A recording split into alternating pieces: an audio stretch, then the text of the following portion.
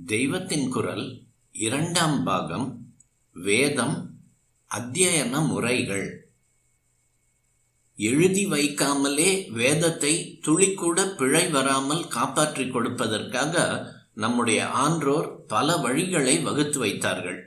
ஒரு அக்ஷரம் கூட மாறிவிடாமல், ஒரு ஸ்வரம் கூட ஏற்றல் இறக்கலில் வித்தியாசப்பட்டு விடாமல் மந்திர சக்தியானது பூரணமாக பலன் தருவதற்காக அத்தியனத்தில் பல விதிகளை ஏற்படுத்தி வைத்தார்கள்.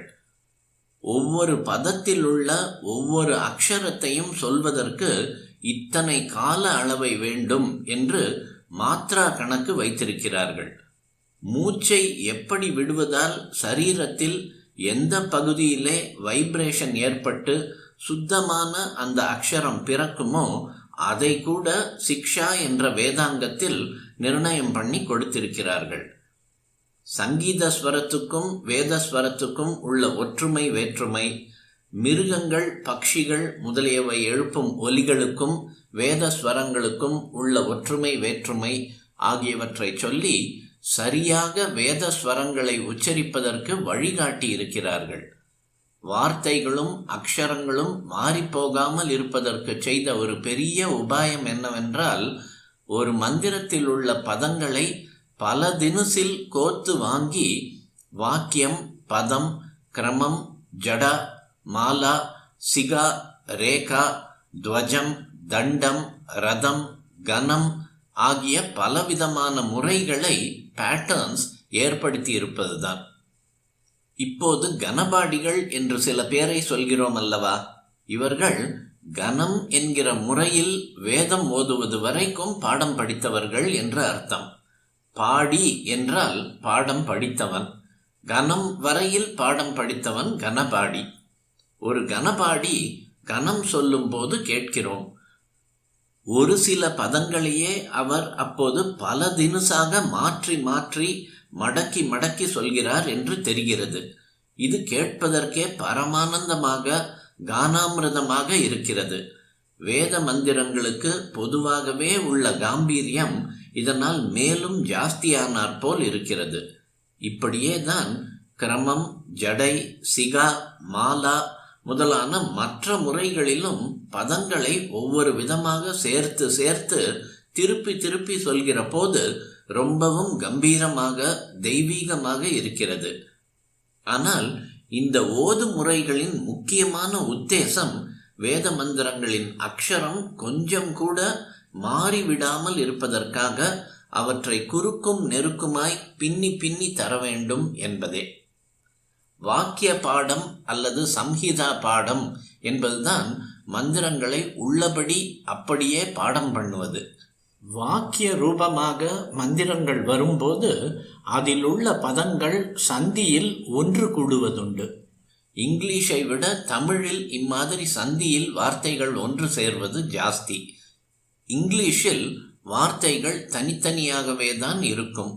தமிழில் பழைய தேவாரம், திருவாசகம், திருக்குறள், திவ்ய பிரபந்தம் மாதிரியானவற்றில் நமக்கு தனித்தனியாக வார்த்தைகள் தெரியாத மாதிரி சந்தி சேர்த்திருப்பதை பார்க்கிறோம். சம்ஸ்கிருதத்தில் தமிழை விடவும் தனித்தனி வார்த்தைகளின் ரூபம் தெரியாமல் சந்தி சேர்த்திருக்கும். இப்படி ஒவ்வொரு வேத வாக்கியத்திலும் உள்ள பதங்களை தெளிவாக பிரித்து பிரித்து பாடம் பண்ணுவதற்குத்தான் பத பாடம் என்று பெயர். சம்ஹிதா பாடத்துக்கு அடுத்தது பத பாடம், இதற்கு அடுத்தது கிரம பாடம். இதிலே ஒரு மந்திரத்தின் முதல் வார்த்தையை இரண்டாவது வார்த்தையுடன் சேர்த்தும், இரண்டாவது வார்த்தையை மூன்றாவதுடன் சேர்த்தும், மூன்றாவதை நாலாவதுடன் சேர்த்தும் இப்படியே அந்த மந்திரம் முடிகிற வரைக்கும் சொல்லி கொண்டு போக வேண்டும். பழைய கால சாசனங்கள் சிலதில் உள்ள ஊர் பிரமுகர்களின் பெயர்களில் சில பெயருக்கு முடிவில் கிரமவித்தன் என்று போட்டிருக்கும். வேதவித் என்கிற மாதிரி வேதவித்து என்று தமிழில் சொல்கிறோம். கிரமவித் அல்லது கிரமவித்தன் என்றால் வேதத்தை கிரமம் என்ற அத்தியன முறையில் சொல்ல தெரிந்தவன் என்று அர்த்தம்.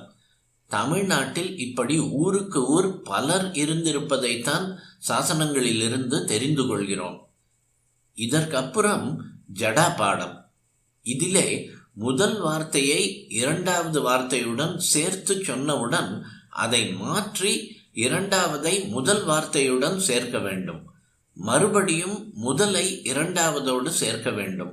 அப்புறம் இரண்டாவது வார்த்தையை மூன்றாவதோடும் அதை மாற்றி மூன்றாவதை இரண்டாவதோடும் திரும்பவும் இரண்டாவதை மூன்றாவதோடும் இப்படியே பின்னால் வருகிற வார்த்தைகளையும் மாற்றி மாற்றி சேர்த்து கொண்டு போக வேண்டும்.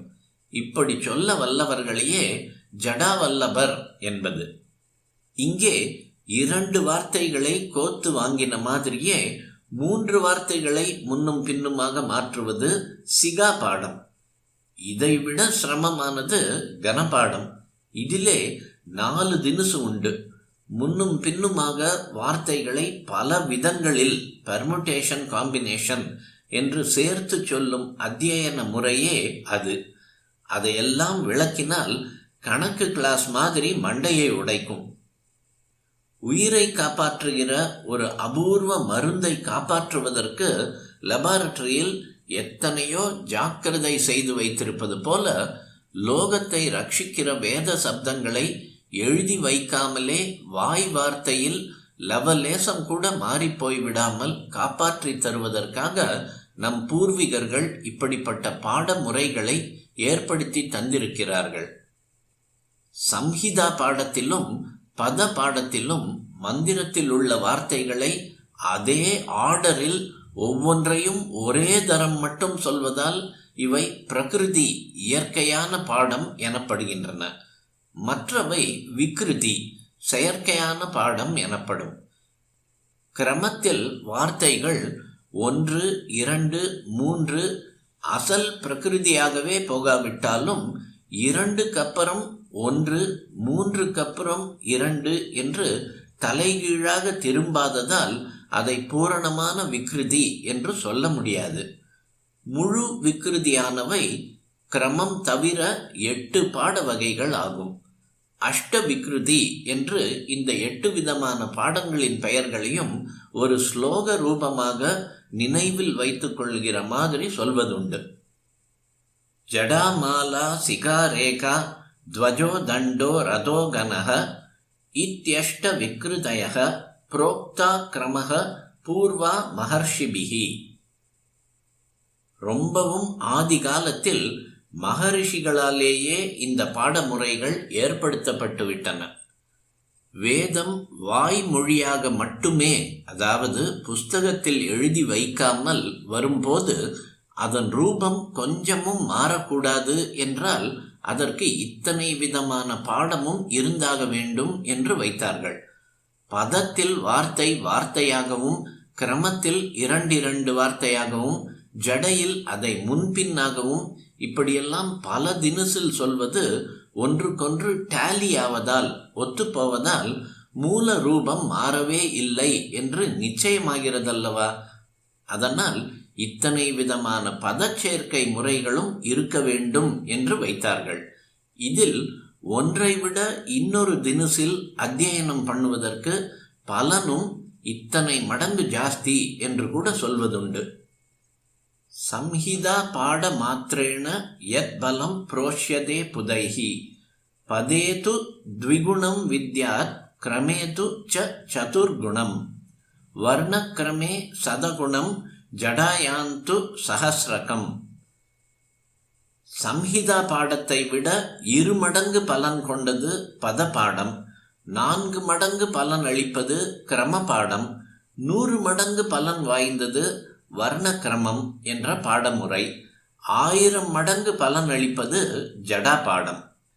அனாதியான வேதம் மாறவே கூடாது என்பதற்காக இத்தனை ஜாக்கிரதையாக நம் முன்னோர்கள் அதன் ரூபத்தை ரட்சித்து கொடுத்திருக்கும் போது வேத சப்தங்கள் எப்படி மாறின என்பதை பார்த்து வேதத்துக்கு கால நிர்ணயம் பண்ணுகிறோம் என்று நவீன கால ஆராய்ச்சியாளர்கள் கிளம்பி இருப்பது ஒருபோதும் யதார்த்தத்தை உள்ளபடி அறிய பிரயோஜனப்படாது.